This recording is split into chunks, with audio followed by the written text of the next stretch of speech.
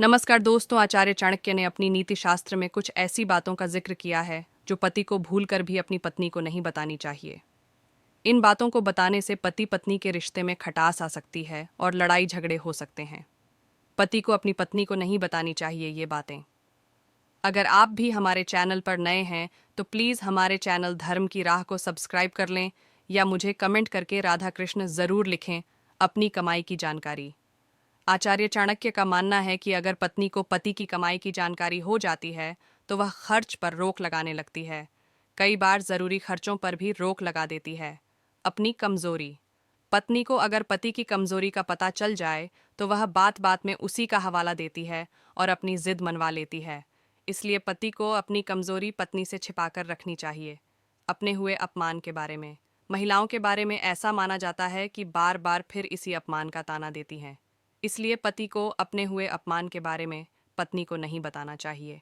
दान देने के बाद इसका जिक्र।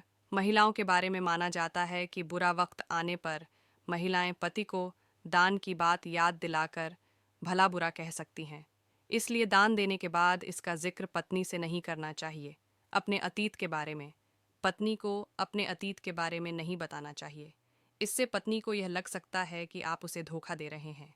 इनके अलावा पति को अपनी पत्नी को ऐसी कोई भी बात नहीं बतानी चाहिए जिससे उसे दुख या परेशानी हो सकती है।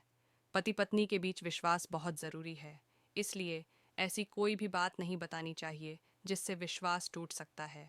पति को अपनी पत्नी को बताने वाली बातें। अपने प्यार और सम्मान की बात। पति को अपनी पत्नी को अपने प्यार और सम्मान की बात हमेशा बतानी चाहिए। इससे पत्नी को खुशी मिलेगी और रिश्ते में मजबूती आएगी। अपने सपनों और लक्ष्यों की बात। पति को अपनी पत्नी को अपने सपनों और लक्ष्यों की बात भी बतानी चाहिए।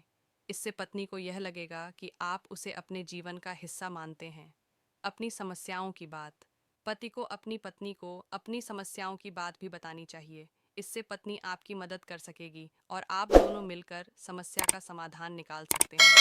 पति पत्नी का रिश्ता बहुत नाजुक होता है, इसलिए दोनों को एक दूसरे की भावनाओं का सम्मान करना चाहिए।